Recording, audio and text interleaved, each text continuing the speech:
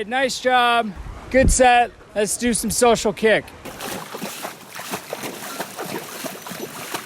Let's kick it off, guys. Episode 3. All right, episode 3 of Social Kick. We're back in the Bay Area. I got John on my left. How's it going, everyone? Luke to my right. Brian with your far right. I'm your host, Justin. Last time on episode 2, we talked about the Olympics and traveling. Brian gave us some good stories about that and how it's a privilege to travel. Also, some good stories about our college beginnings. All right, what are we going to cover today? We're going to talk about the world champs a little bit today, right? Yeah, I think we're going to talk about all the big international meets coming up, and instead of breaking them down and talking about all the competitors in them, we're going to talk about some of the recent international changes, specifically with some of the different events coming on board, like the mixed relays, the women's mile, the men's 800, and then maybe why or why not we feel the 50 strokes should or should not be included here. Mm-hmm. So what is So it? where are we? It's June 2019, end of June. June 30th, 2019, right? And then World Champion starts, what day? July 21st, if I'm not mistaken. You have right? July 21st in Next Guangzhou, South Korea. So that's 3 weeks from now. Next week is World University. World University Games, we have those, and Naples, Italy. Yeah. yep. And then we Italy. have the Pan American Games as well in Lima, Peru, coming up as well. When are those? That is actually August 6th through 10th, so that looks like that'll be the last one, and we have U.S. Nationals a little bit before then. I think And that's Palo July Alto, right? 31st. Yes. Uh-huh. And that's over Palo State- Alto, yes, Stanford yeah. University there. Very close by to us, about 20 minutes away from us right now. Can we start on maybe one of those is in Lima for Pan Ams? Is that at altitude? Ooh, that's a good question. I believe it is. Let me look at the altitude just in general. Just thinking on that note, so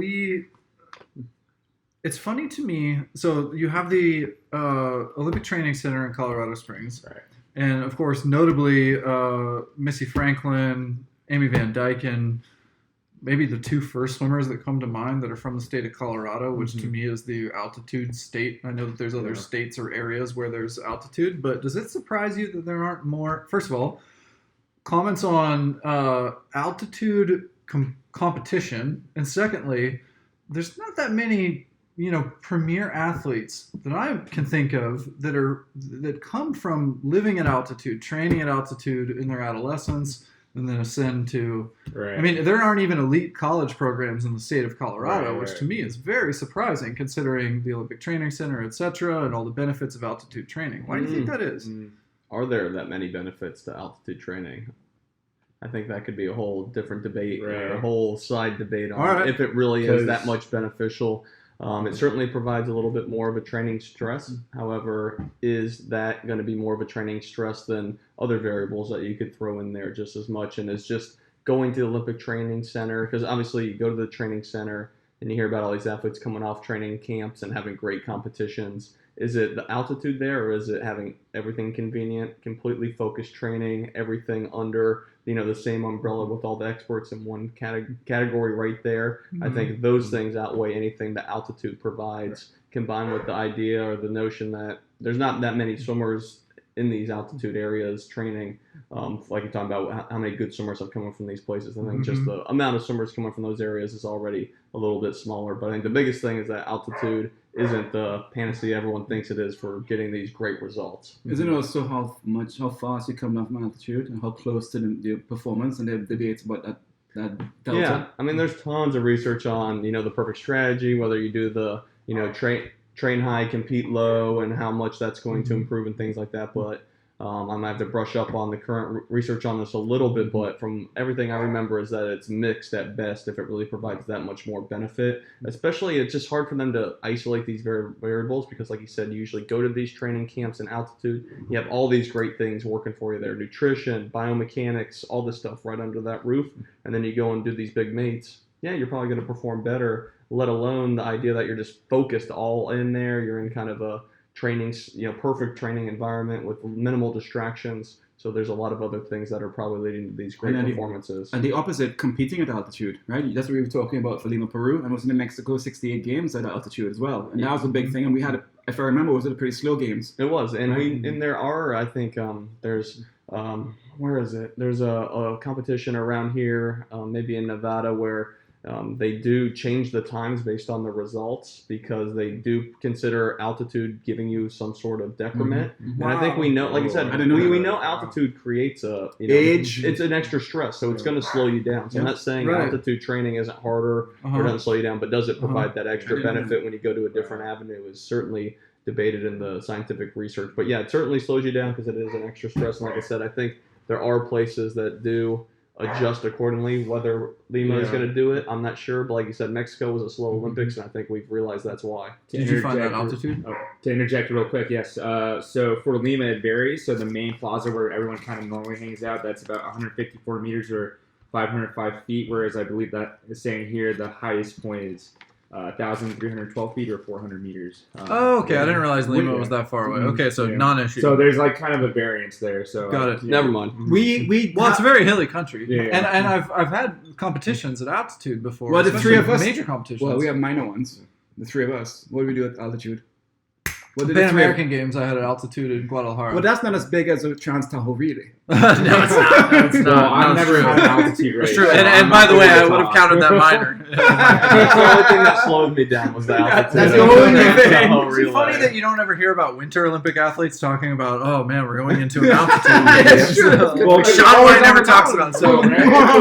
Well, what about the well, the skaters? I wonder if they compete. They like complain about that because everyone can train at like a skating rink indoors, right? Am I wrong with that? What do you mean? Like training like you were just saying like we don't hear about the Winter Olympic athletes complaining about altitude, Right. but like I feel like a speed skater, for example, doesn't have to go to altitude to train at all. They can go to like an indoor speeding or skating rink. Does that make sense? Or Well, they're still competing inside, right? So they're breathing the same air. But so the thing that we should probably make this a separate topic because there's other questions that I have about athletes setting records in thinner air, because you hear about this in the sport of cycling where there are record pursuits done at altitude specifically intentionally for, let's say, indoor track.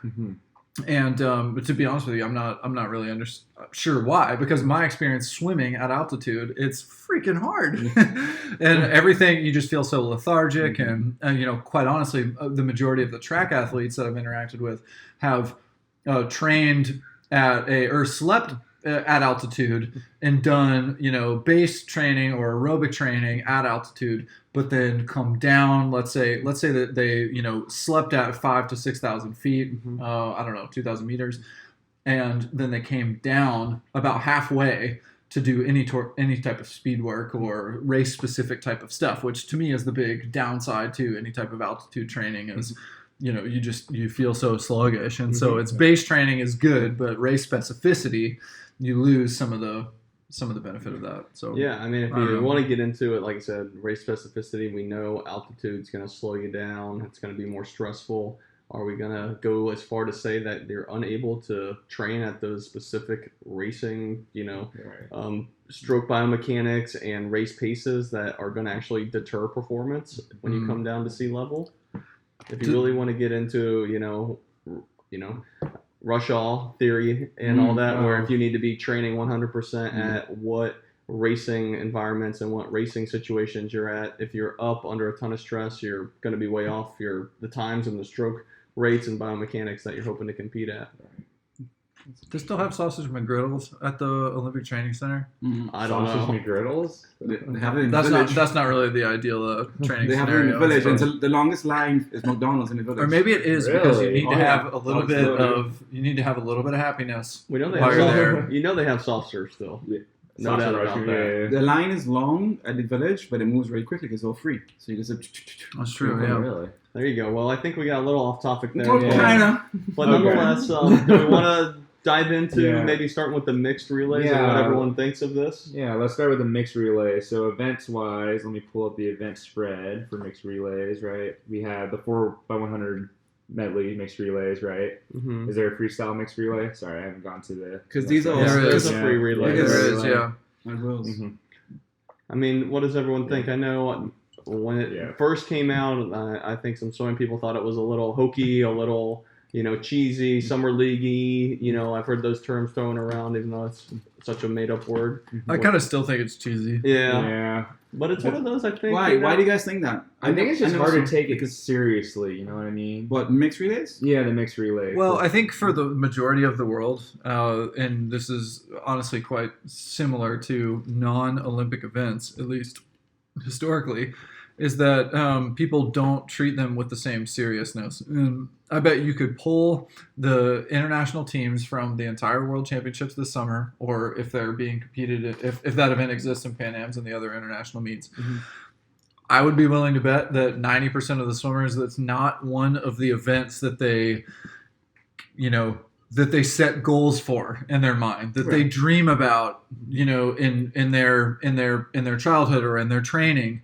And it's sort of, it's an additional event. It's a supplement to the games, but it's not a primary event. And for that reason, to me, it seems, and maybe it's just too new. I'm sure there's other events that historically, as they've been added, of course there's additional distances and things like that being added at a higher level now, but without that sort of prestige, these events may take some time before anyone considers them to be something that is on par with the other events. And I would say that let's say that you take, for example, the women's medley relay participants, and depending on the selection criteria for the mixed medley, some of them will also be on the mixed medley from the main women's event. I would venture to guess, and maybe I don't know. Perhaps there's a great opportunity for men to compete with women and women to compete with men, and that brings sort of a different type of competition to it. However, I would venture to guess that the source of pride, and I would say that if I were still competing as an athlete, this would be my perspective, that my source of pride, I would think, would generate most strongly toward getting fired up for that elite men's medley relay. And if the mixed medley compared to just the men's medley does not have the same type of prestige in my mind.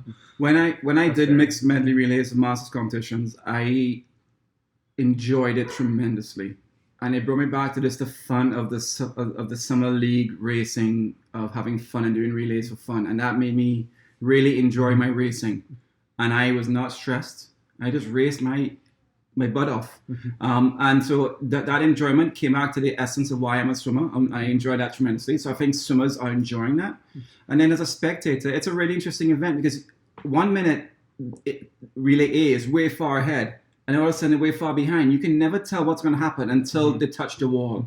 And that's a different sort of like excitement and competition. So I'm looking forward to that sort of like, oh my God, do you see that comeback, or pushing it? So that, I think I would enjoy it, and I would enjoy watching it. For prestige, would I pull this up against my 100 freestyle gold medal?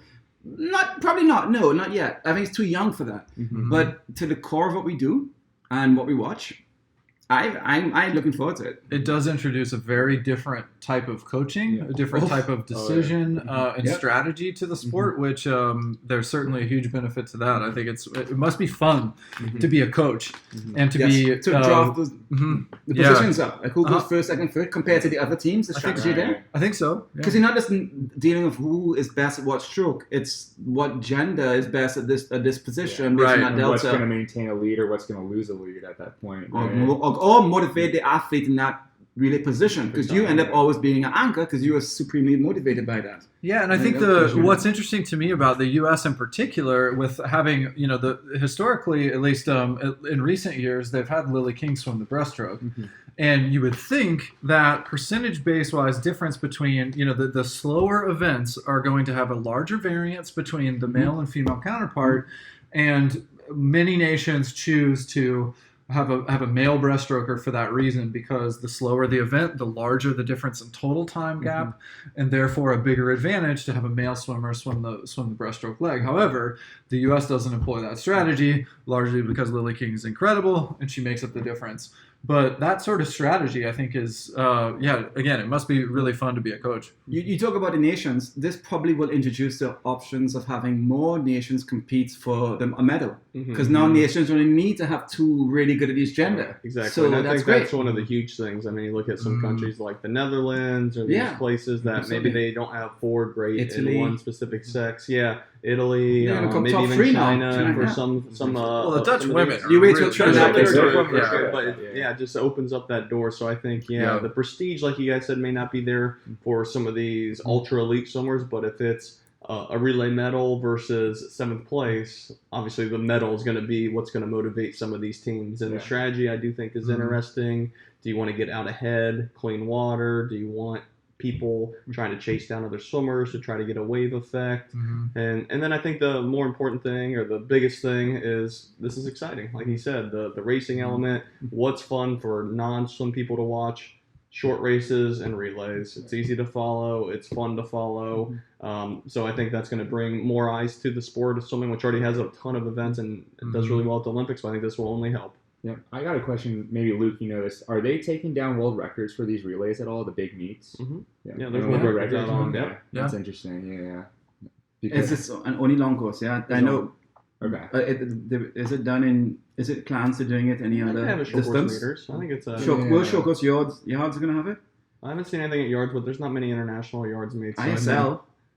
They're doing short course meters. I thought ISL. They are, yeah. So they'll. I don't know. I don't know if Disclaimer: anyone knows we're not what's experts in any of this stuff. Definitely. Okay, just opinions. Does ISL So- have an event order or anything out yet? Not that I mean, I I'm know- aware of. Not that I've seen, but I think so before we started this, we were talking about national age group records and them being long course 200 meter relays. And I remember doing those as an age grouper. I don't remember doing those, frankly, in high school, or certainly not, in any capacity at the senior level of swimming after that. And perhaps there's another frontier, 200s relays. We've got these other events being added. We've got mixed medleys, or we got mixed relays having been added, and the 50s of stroke. What's next? And of course, there's pushback against how many events can get added, but those events exist. They exist at the the developmental level. The 50 strokes aren't at the Olympics yet, though, right? No, they're not. Yeah. No, but What other new I just mean events what that are- else is out there, sort of thing, and that event exists in the sport. Yeah, no, I think like he said, that's exciting race. I mean, the 50 strokes are exciting races. The shorter relays are exciting races. I know there's some conflict with swimming and how we already have so many events at some of these games, but I think at least having them within competition, whether it's at the Olympics or just world champs, it's fun. When I met the 50 strokes at Budapest was great. It's so fun just to watch these great swimmers just unload their power and speed. So I'm all for it. And technique and precision, man. Yeah, exactly. Oh my God. When you talk about when biomechanics need to be dialed in, that's in the sprint events, and we still have a lot to learn in that realm. But I'm glad the distance events are getting some more. Yeah, the more mile races for as women. well. I mean, the mile for Finally. women's been a long time coming, right? I know about people time, have man. been talking about that for years. It just took forever to get things going. Quite honestly, it's ridiculous that it hasn't happened to this point. And Yeah. I think we already talked before about the difference between the sport of swimming and the ability to flex into different events from a single athlete versus the sport of track and field, where there's not as much sort of variability for one athlete, or variety in their schedule and sort of thing. And but I think for but frankly, if we don't widen the scope to other sports and just focus on the sport of swimming, it's not having equality in the sport and the event schedule is ridiculous. I remember there's some good films that I've watched recently, and one of them talks about talks about women's athletics in general and the evolution of women athletes to be able to run the marathon, for example. And I hate that I can't remember this woman's name, but there's a great story about a woman who was the first one to run the Boston Marathon. Oh yeah. I'm forgetting the name too. There's but some great film about it. She got like tackled in the middle of her race. I'd love to add it to the notes. Yeah, and the race organizer, of course, tried to tackle her and take her out of the celebrated race. her last year at the last marathon. They named it after her. She yeah. ran it too. And I mean the whole premise that women can't cover the distance is It's such so- is yeah, so it's- ridiculous. yeah, I can't That believe I cannot believe that it took this long, and I'm not saying that all of the decision was rooted in that, but from the beginning, when they first created the event schedule, it was certainly an influence at that point in time to say the women swim the 800 and the men swim the mile, or the 1500, and so to have it now is just, of course, a long time coming. Are they? Oh, sorry, Luke. No, go But are they adding those events to the Olympic schedule? Do you know? They are. Yeah. Okay. Yeah. And what about the 50s? Are they? No, not the 50s. Not the 50s. Not yet. But I Yeah. did think some interesting things with the Olympic event order. Yeah, they changed it. You know, we're looking at so men's 200 or 400 free finals is in the morning, and then As usual. 200 free heats is in prelims that same day. Or sorry, it's in the evening because they're doing morning for the finals and the Right, evening. So this, right. sorry if this gets a little confusing for everyone. Yeah. So we have 400 free finals in the morning, and then 200 meter heats in the evening Right. on the same day. So that might be a tough double for a lot. Mhm. And then we also have the 200 free finals in the morning and the 800 meter free in the evening, the heats. Mm-hmm. Okay. So, people like Sun Yang and these guys that have that 200 and up range, those are going to be some pretty tough doubles there. And we're getting into the middle of the meet, especially if I they're doing, never swam especially if they're defense. doing relays on top of Right. it, the Completely. 800, the Yeah, 4x1s, the mixed ones.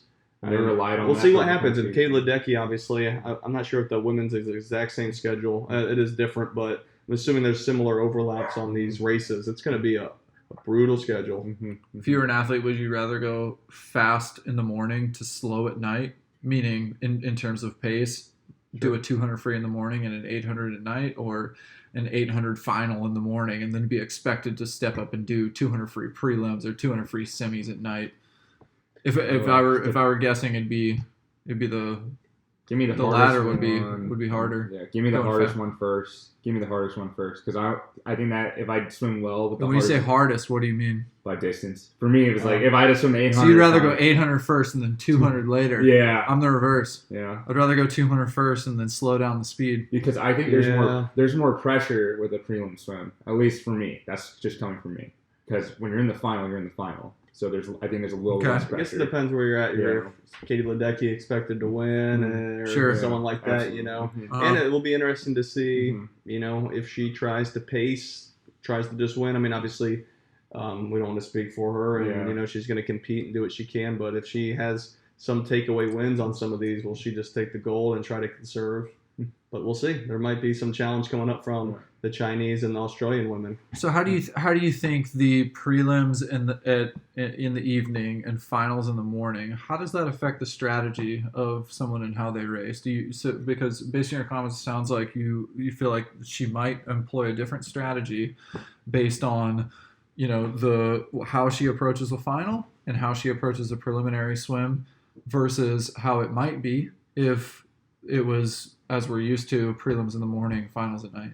I don't think it will really change too much. I think what I was trying to convey is that, when you're doing that many races, perhaps she'll just try to win the heat. Got it. Just to progress on to that next round, knowing that, hey, if I win the heats, if I win my heat in the 200 free and I'm in the last heat, I should be in the top 16 to make semis type of thing, just Got to it. conserve energy. And maybe she would even do that in the finals. I have no idea. I've never been such a good swimmer where you can maybe not go all out and still get Olympic gold, but if you Right. have 12 more races coming up, Yeah. Just get the job done. I could. Sure. Yeah, I mean, golds are what people remember. I think Yeah. world records are great, but she's got those. If she could do something, with so many golds and become the female Phelps on gold, that's going to get her a lot of sponsorships, more than she already has. What would she qualify in, or what would the event she mainly focus on, like a 2 free, 4 free, 8 free, mile, and then I know last time she did the 100 free, trying to make the relay.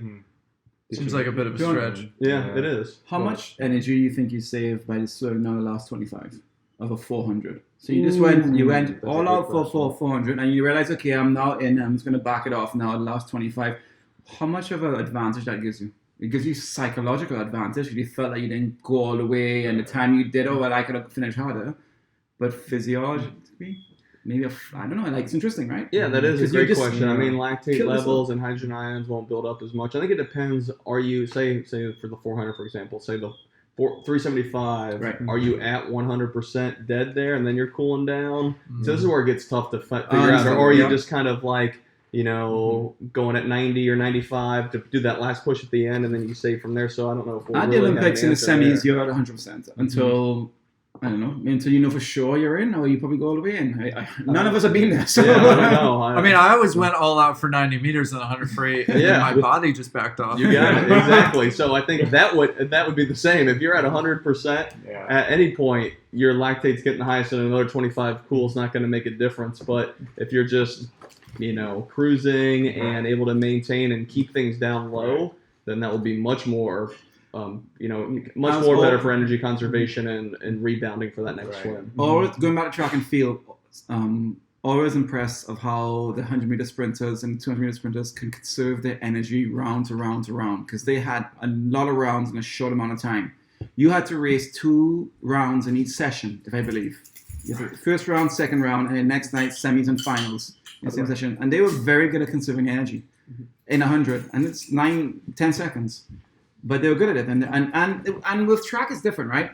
The top 3 qualify, not the best times. So they're able to look across and know for sure they got in, as opposed to you need in swimming to touch that wall because you don't know if the top 6 of you guys got in or not. What are your thoughts on that? What would I prefer for the top 3 in my heat to advance the semis versus the top 16 times?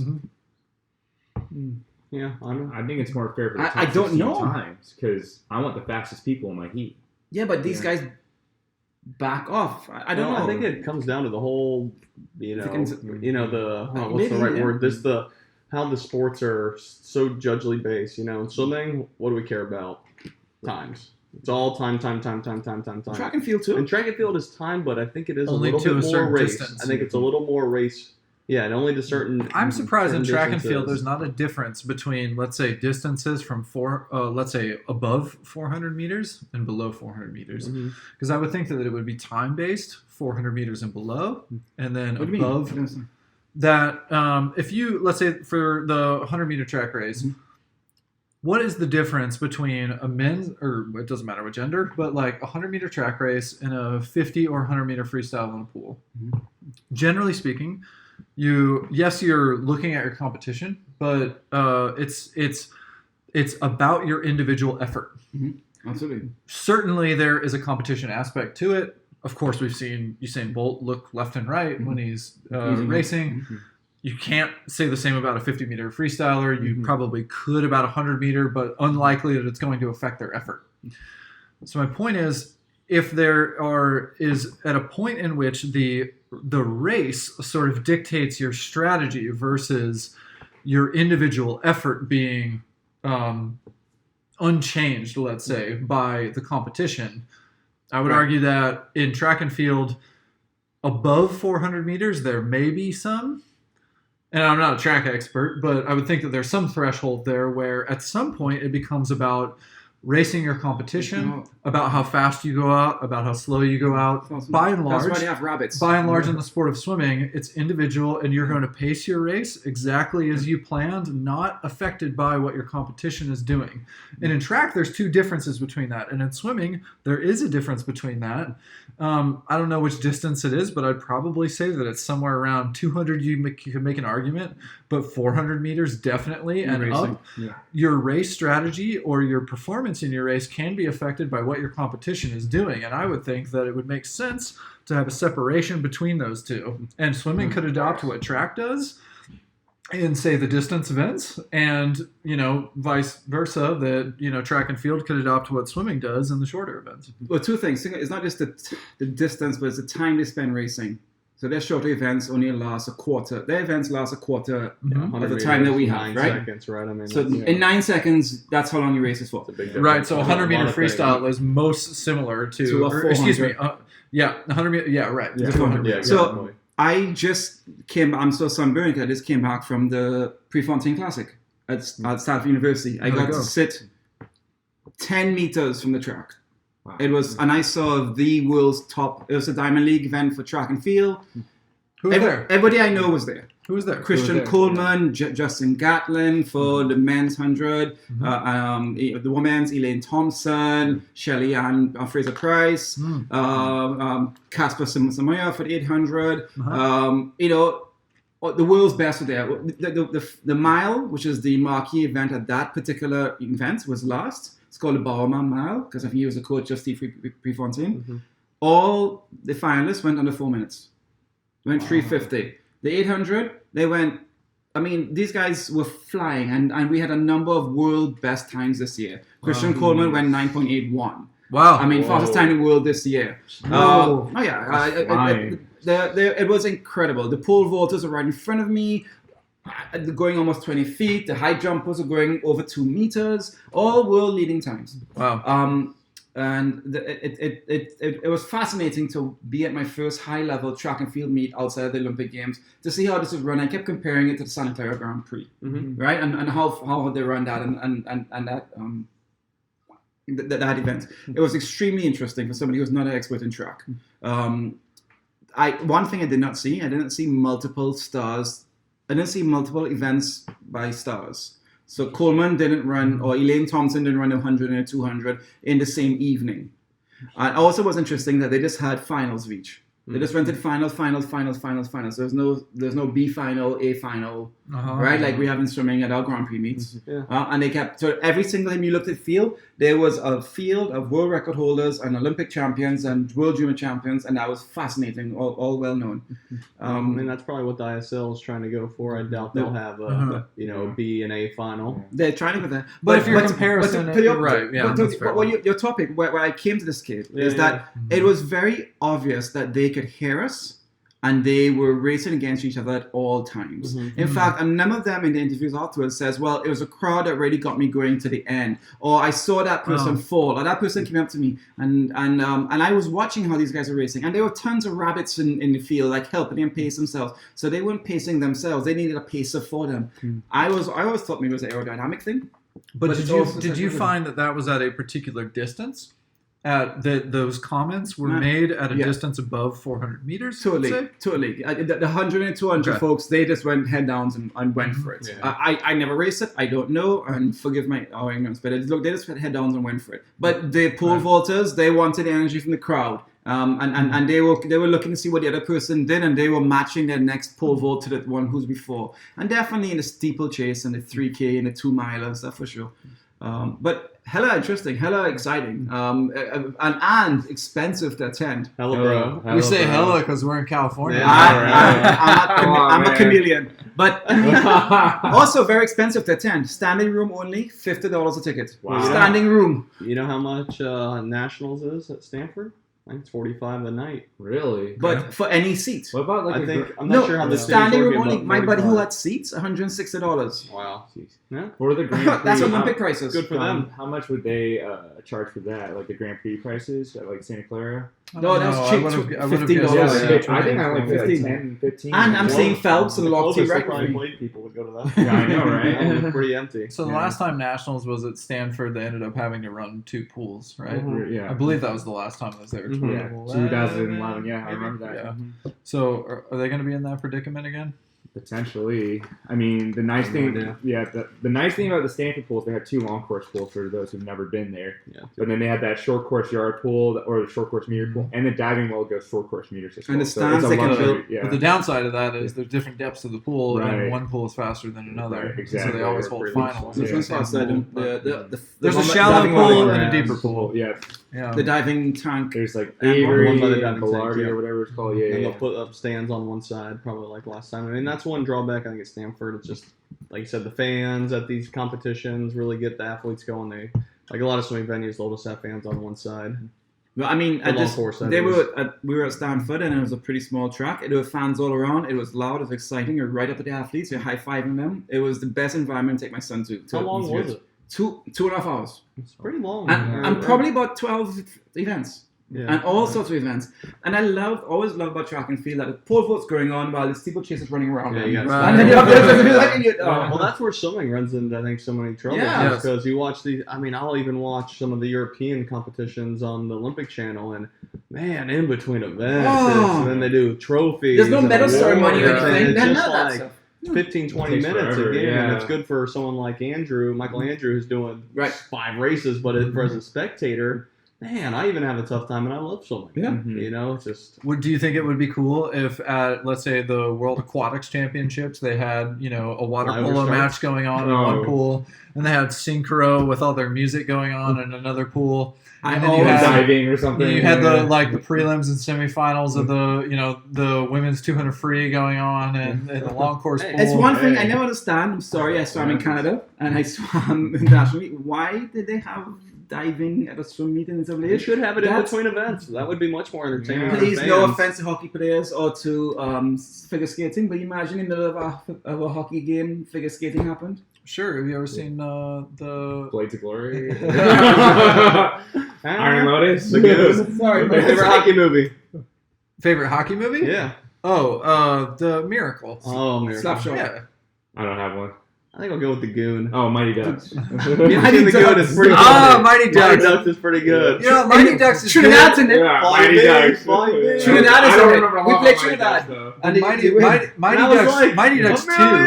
Mighty Ducks 2 is really good. No, what I was going to say was the cutting edge, where you've got D.B. Sweeney as the guy who turns from a hockey player into an Olympic figure skater Oh. because he gets knocked out or something. Yeah. Classic. Classic. Real quickly, guys. Real, Slapshot's a great one. yeah, real quick break. What are we all drinking today? I got a Corona on me. I didn't drink last week. So he's on to water.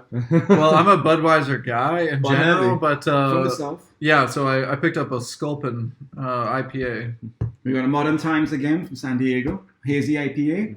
Oh, both two San Diego IPAs. Oh, that's right. All right. I picked all right. up John goes straight to Compass Box, the Peat Monster. Shout think out last to time Pete I called- Pavlina. It's not as peaty as it sounds.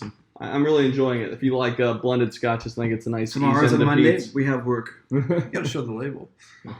There you go. Enjoy Compass Box. Well, fellas, cheers to that. Cheers to those who are watching and listening. Grab yourself Yeah, a cold and- one. I guess this is our third podcast and the first time with video. Yes, it is. Thank you, Luke, for Yeah, if you guys getting all the camera equipment for us. No, of course. It's, Yeah, so this is what we do. exactly. So, we sit on a kitchen table in John's house and just social kick. Yeah, And we talked about this as the origin, right? Like the reason why we do this is because we had these types of conversations as friends already, and we enjoyed reminiscing or talking ideas and thoughts and reactions to the sport as people that participated in the sport in some capacity in the past or present, and this is the environment that we did it in to begin with at John's house.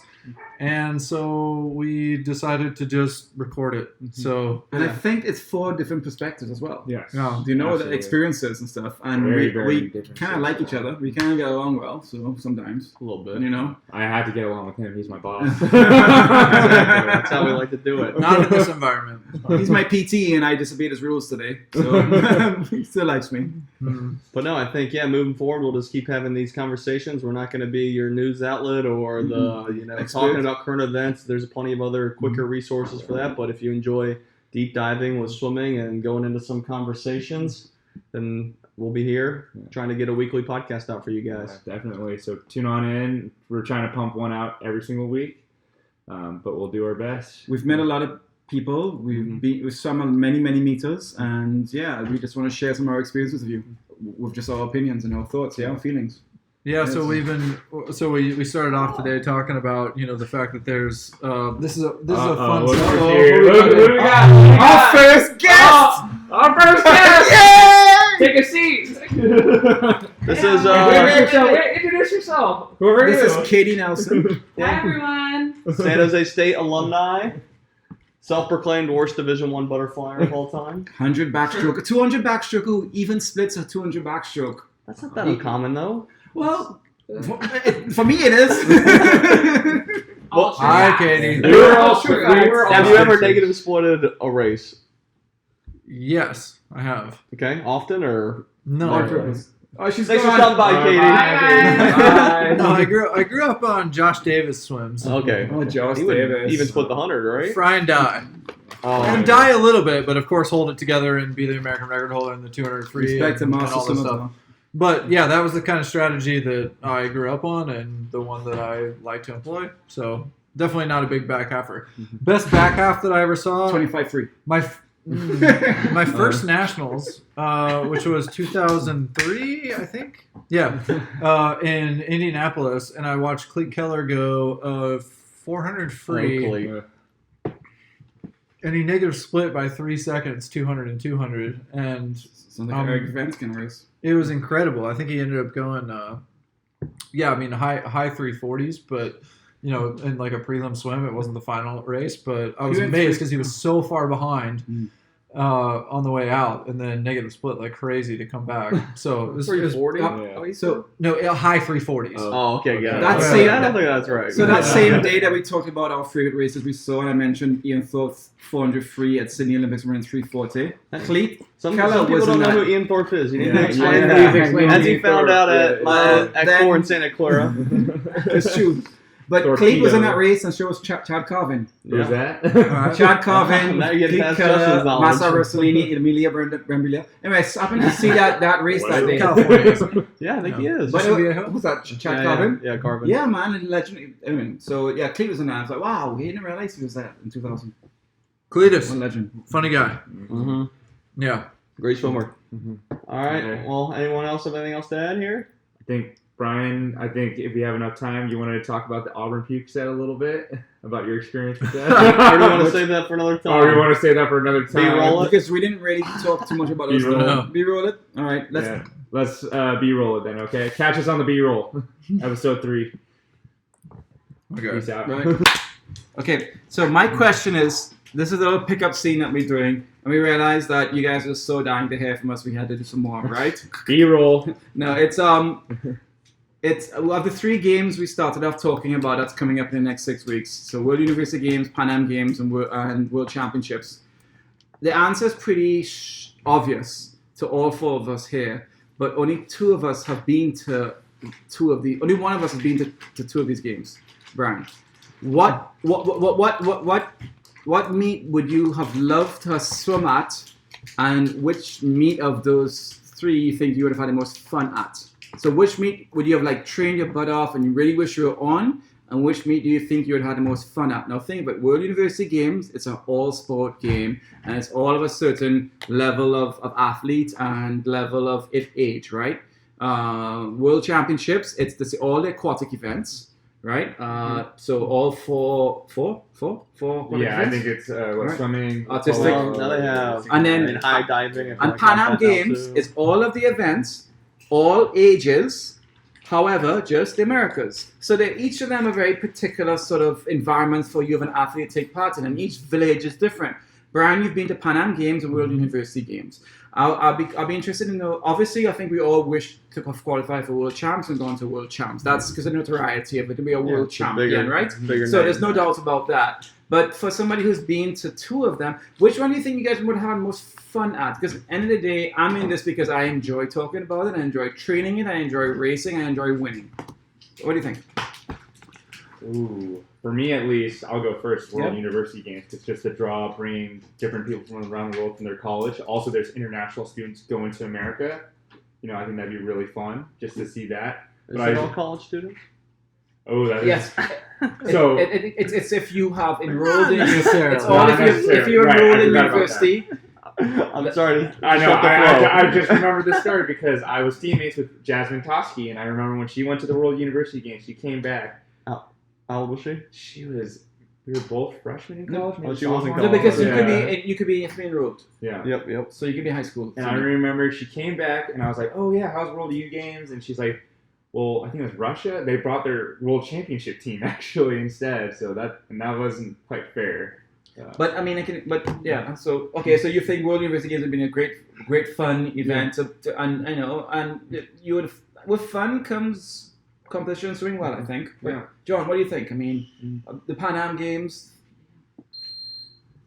I'd close the fridge first before I did anything crazy. But there you go, Katie. I think I'd go with World Champs. I mean, I was there in were there, Budapest, yeah. and Everyone it was was there. such. I mean, it was the only big international meet I had been to, and it was so exciting. Why? Why And, the sun? I mean, it was just a beautiful venue. It was so loud on both sides. It was so focused on swimming. But then also, I was able to go attend some of the high diving. One of our college divers, teammates from Purdue, won the high diving competition. First time at those Worlds, right? Yeah, first time at those Worlds. Yeah. That was on the Duno River. It was beautiful. Yeah. Then I went and watched some of the water polo championships, which was huge, with Hungary being such a great water polo nation. So I think the reason I think that would be not only because it is the best and most exciting for swimming, but I think I'm interested with all those other sports. I know, even though I don't follow diving or water polo or artistic swimming, formerly known as synchronized swimming, much anymore, I do know a lot about those sports, and I think I can appreciate those quite a bit. And going and watching water polo was great.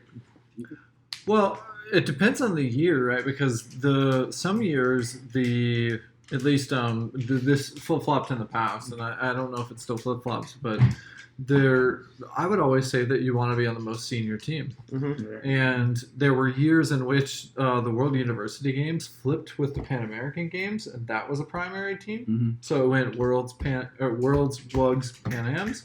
And there have also been other years where Pan Am's was a more senior team. Mm-hmm. It also depends on who's on the team and where it is. Right. Really? And you've had a few years where maybe there were people on the team and it was a fun environment. Maybe it was in a fun location, and so there's a lot of it's really a prize to a lot of the athletes who get to go, especially if you're, let's say, a college athlete or somebody who's maybe in college and you've got a shot at making both WUGS and Pan Ams as an American swimmer, and you've got the opportunity between both of those meets.